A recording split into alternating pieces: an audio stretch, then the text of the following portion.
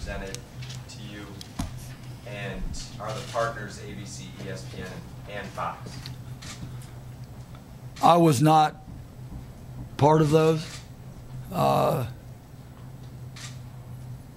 We don't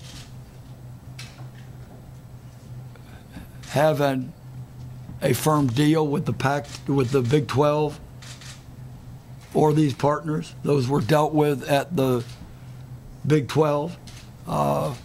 We did get reports during the day of what our estimates of our economic value as a conference are. It is not my understanding that we have any new contracts with our partners, but I'll leave that to the Big 12 to discuss. Helpful to that point, this was about an alignment discussion. Conferences are comprised of members whose collective value then determines the weight of the conference. So the assessment here is about the perceived collective value of what our conference is now as a 10-member league. And 10's not a bad number. 10 was a very common number before conference shifting began. What was being talked about was a potential new and non-conventional alignment, larger than any, potentially larger than any, that could also have a perceived economic value. So the words of guarantee weren't necessarily applicable from the outset.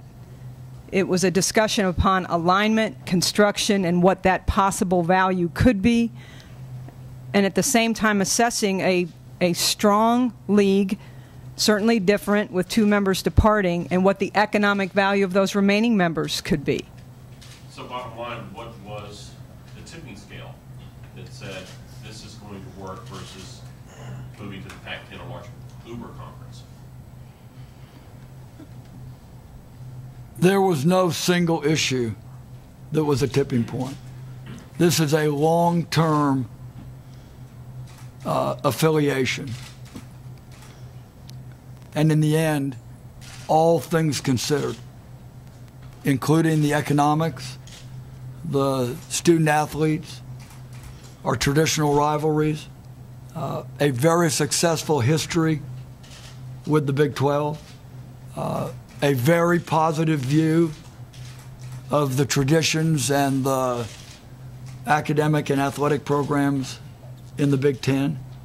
But all things considered, this is not just one item or another. It's what is the most comfortable and best fit for the University of Texas. And our view, after going through all of that thinking and giving it very careful consideration, is the new formation of the Big 12. What do you say to the contention that you guys could have avoided all of this in 2007 if you guys had made the same commitment to the Big 12 back then as opposed to now? Because that's what Roman said, and I mean, and Phoebe has basically said that as well, that in 2007 you guys had a chance to commit to that network, and that this all could have been avoided. Well, we were committed to the Big 12 in 2007. We've been committed to the Big 12 throughout. We did become concerned when there was a lot of talk about other schools leaving to the Big Ten. Instability is not good for any conference. And Texas led the way at the Big 12 meeting to say we need to keep the Big 12 together and we need to end this instability. 2 of the teams reacted to that by leaving the conference. We liked Nebraska in the conference. We like Colorado in the conference. That's their choice, and they made the choice that they thought was in the best interest of their institutions, and we respect that choice. But now we have stability. We're in a far better position than we were 3 months ago when there was a great deal of instability. And we worked hard to get that. In 2007, there was talk about a Big 12 network. We have been talking about a Longhorn network.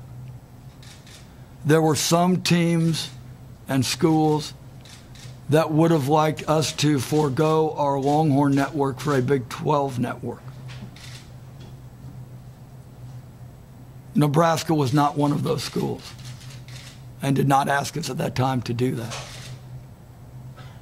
We were cautious about a Big 12 network after talking to a lot of consultants and analyzing it, and our preference was for our own network.